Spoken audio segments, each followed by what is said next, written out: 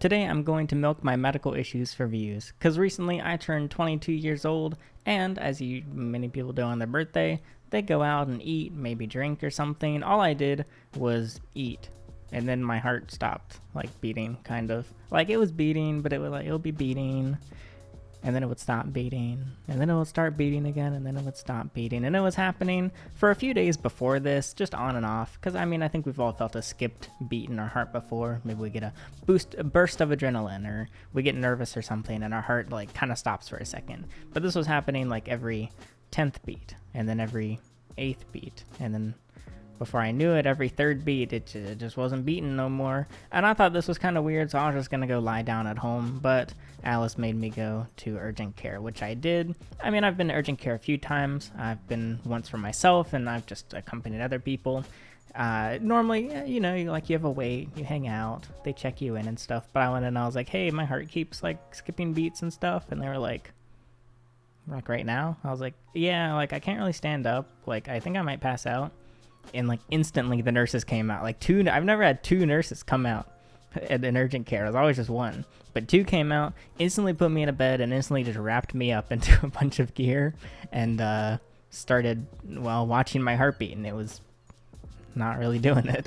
At this point, I wasn't really too concerned, because I've always had a lot of anxiety throughout my life, and this was a symptom that I would experience. The thing was, I wasn't very anxious. I wasn't having a panic attack. I was just eating. Every time I would eat, my heart would kind of stop beating for periods of time. And then I'd kind of just have to lie down. Or a few times I was outside and I just had to literally get on the ground or else I was going to fall over. But we were watching and they were like, we're going to run some tests. And I was like, okay. So they did an EKG and the doctor came in and he was like, hey, how's it going? I was like, yeah, it's good. It was actually the same doctor I had last time I went to urgent care.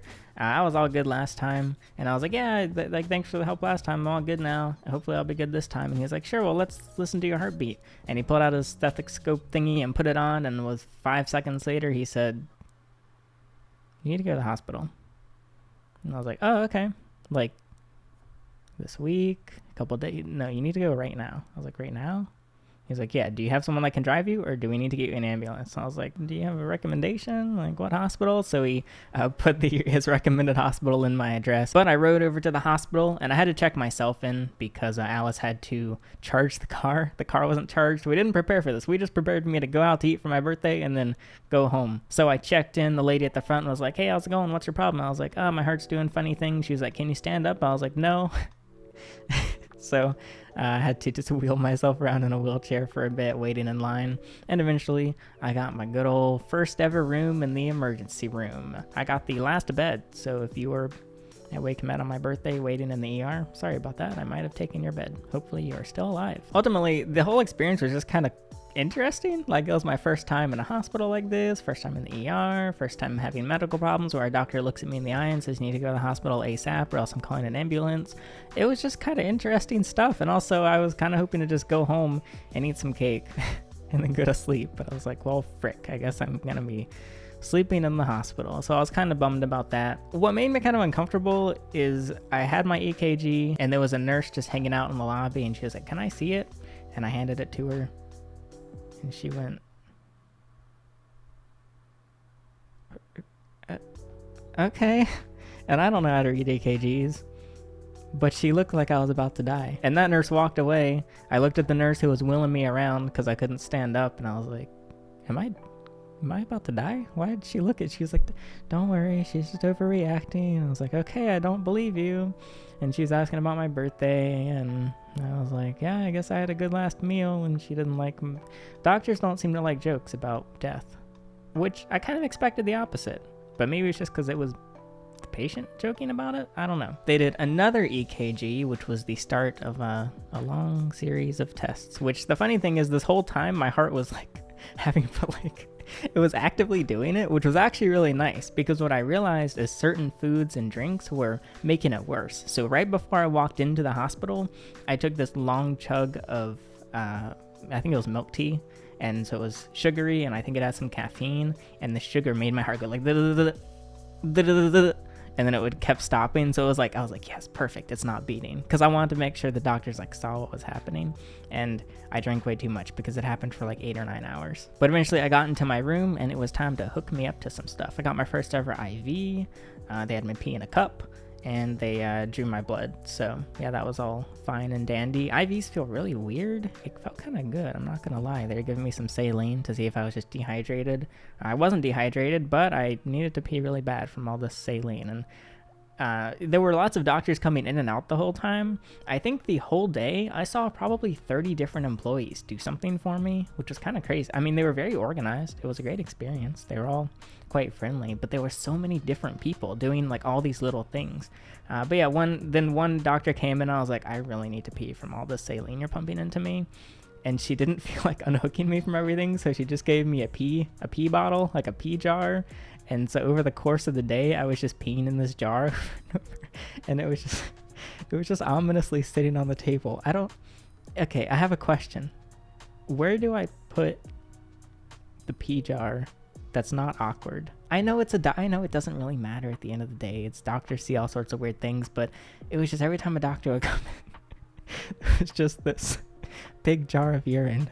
It's just building every time because they wouldn't stop pumping me with saline, and I had a lot to drink beforehand. But ultimately the EKG came back weird, but didn't show anything in particular. So they were waiting for the blood test to do. They were like, we're just gonna do every test because you're very young and this should not be happening to you, especially if you haven't had much caffeine, you haven't had alcohol, you haven't had any drugs, prescription or not. I had nothing weird in my system. It's just all of a sudden my heart's not working like it's supposed to.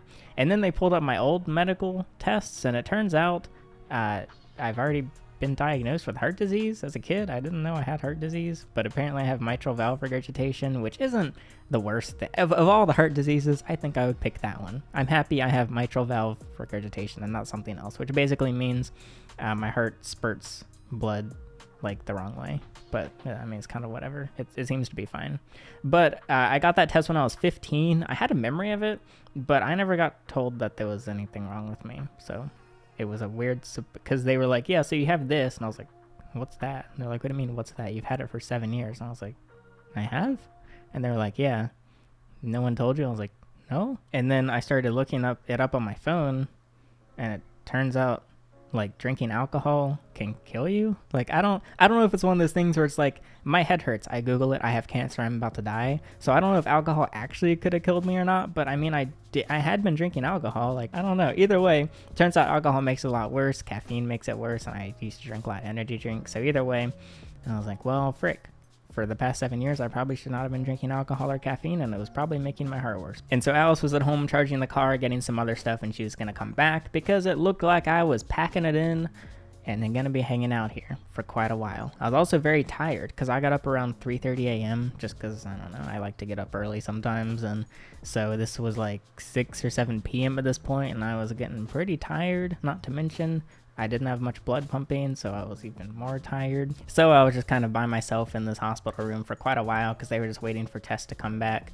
And they also did an x-ray of my chest, which I was waiting to come back, and that was my first x-ray. It was kind of ominous, but it was pretty cool actually. For some reason I thought I would feel the x-ray, but I didn't feel anything.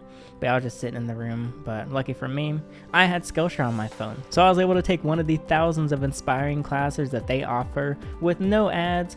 And I didn't actually take a Skillshare course because my phone went out. Honestly, I probably wouldn't have taken a Skillshare course in the hospital bed. However, they are offering 30% off their 1-year premium subscription if you use my link in the description. I also get some money from that at no extra cost to you, which will help me pay for the medical bill that I am building up. And that was a pretty dang good Skillshare segue, I must say. But either way, my phone actually did run out of battery, and that sucked because I was just sitting in the bed. I couldn't really move because I had a bunch of cords in me, and I was kind of scared I was going to like pull out my IV or something. So it was a lot of thinking time. And I was thinking, like, if I actually, at this point I wasn't really concerned I was going to die, but if I did die, I was like, who's going to deal with all my animals? That was all I could think about. I was like, where would the animals even go legally? I don't know. I was just like, oh, that's weird. So I kind of had a few little existential crises, like nothing crazy. I just think a normal amount, but it was actually some pretty good thinking time. It was like a forced detox because I was stuck in a bed like tied down with tubes in my arms, and my phone was out of battery. So yeah, kind of interesting. Either way, they came back with the x-ray and it came back normal, which is good. My lungs are healthy, but they didn't know why my heart wasn't pumping. So it was like every time they came back with a test, like a blood test, they'd be like, well, this test came back normal. I was like, yay. But so we don't know what's wrong with you. I was like, oh. They're like, well, this one came back normal, yay. But we still don't know what's wrong with you. Okay. How's her heart beating? It's not really beating that much. At one point, they had like, at one point I was like the beepy little thing, like boop, boop, boop. And I realized if I unplugged it, it would flatline. So I was really tempted to just unplug my heart thing to see if a bunch of nurses would run in. I thought it would be kind of funny, but I decided that if I prank my nurses, they might not give me the utmost care later on in the night if I need more help. So I didn't do that. But eventually they muted it, which was nice because I didn't need to hear my own heart not beating. But since all that came back normal, they decided to do a CT scan, which I had heard of but didn't know much about. And I made the mistake of Googling them before getting the scan done. Turns out, A, they're expensive. B, they have as much radiation as 100 x-rays. And C, it might make you sick. So I was like, well, frick. But either way, this was the one thing I was actually anxious for. Because I just had a nurse just wheel me through the hospital. And I got to wheel literally through the entire hospital. It was pretty interesting. I felt like a fly on the wall, seeing all these things. I kind of like peek into rooms without being too invasive. And there's just like, there's so much happening. I don't know. It was interesting, okay? But eventually I got there and I had to just sit. They just left me in a hallway and I couldn't get up. I really needed to pee. But either way, I was just stuck in this dark hallway because the lady in front of me getting a CT scan wasn't cooperating. I think she was like partially deaf or something because they were like screaming, like not in a mean way, but like you need to stop moving. And so they had to, I don't know how many times they scanned her with that thing, but she probably got pumped with like a million x-ray radiation levels. I don't know. But eventually it was my turn and I was like, so what are you about to do? And she was like, so we're going to pump this thing into your veins. It might feel like a bit of a hot flash. And also, it might feel like you're urinating on yourself. I was like, okay, well, I really need to pee. So am I actually going to urinate on myself? She's like, no, you're not going to urinate on yourself. It just might feel like it. And I was like, what does that mean? She was like, you'll see. In a nice way. They're all nice. I just am kind of adding some dramatic effect for the sake of this story. But I was like, does this have side effects? And she was like, nope.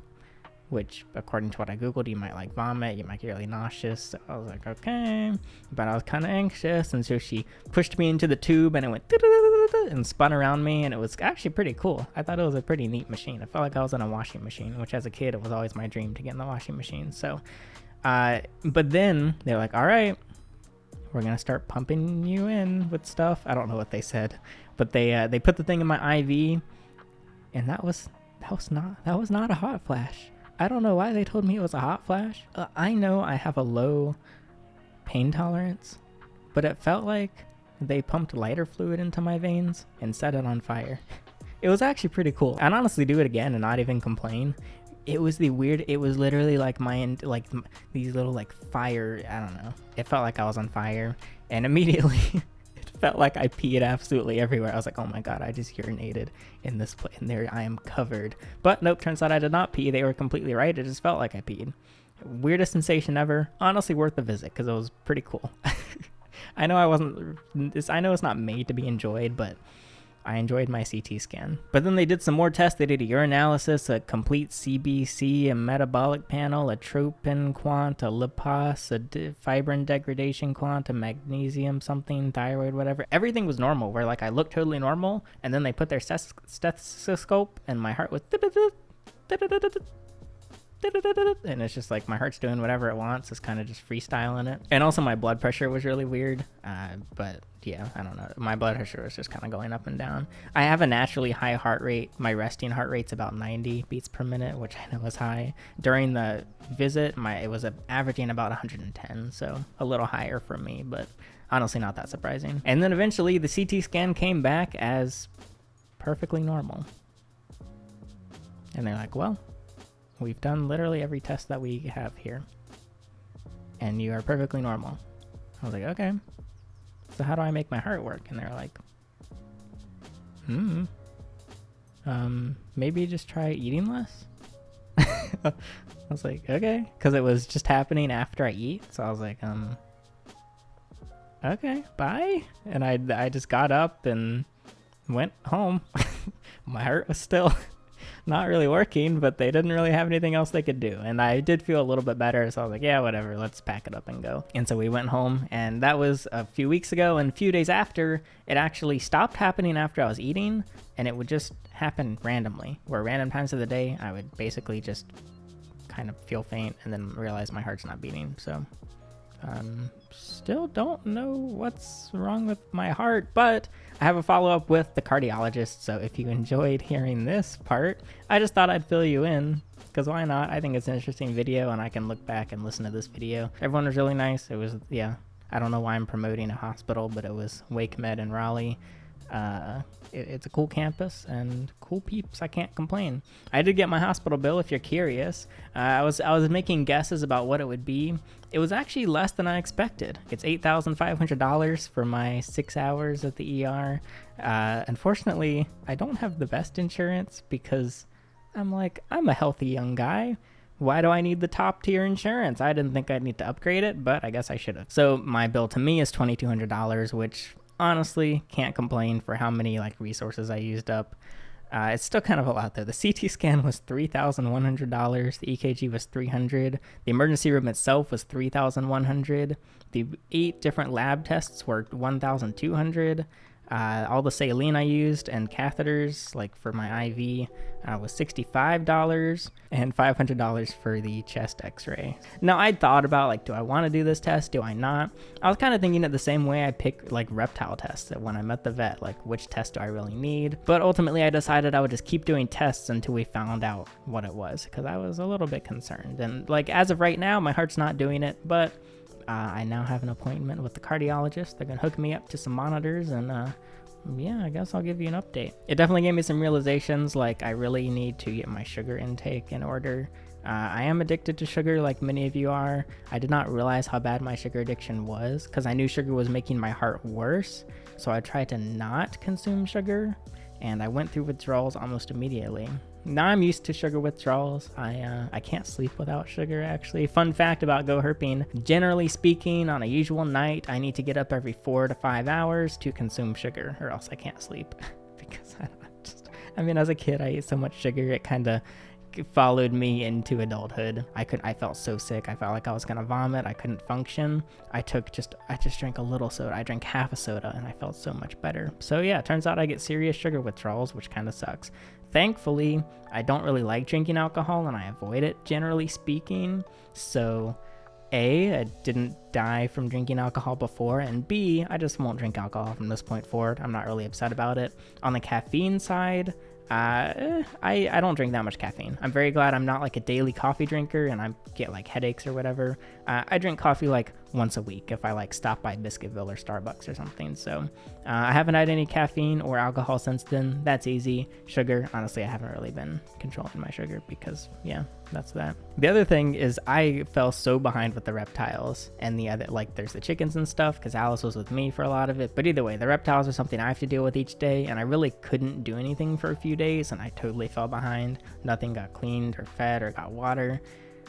It was rough, and it made me realize that there's a lot dependent on me, and I'm so glad it did not happen at the peak when we had 125 animals, 150 animals. There's just a couple dozen animals, and it was still absolute chaos. So somehow I was mostly able to keep up my video schedule, and was still able to ship stuff out. It was very hard to get to the post office some days because I couldn't really drive. I have to pull over sometimes, but ultimately, heart's still pumping, still a little bit funny, but that's that so far. So the GoHerping ER visit story, honestly, it's just a pretty good title, you gotta admit. Pretty clickable, I think, at least. But we'll see how the video does. But that'll be it. If you're interested in Skillshare, you can check it out. They got the deal going on right now, 30% off a 1-year subscription. And if you want a GoHerping box plush, there's still some left at GoHerping.com. As of recording, there's 60 something available out of 500. They're not being restocked, but I'd love to do more plushies in the future. Once these sell out, I can get working on another one. That'll be it for this video. I'm Alex, and thanks for watching.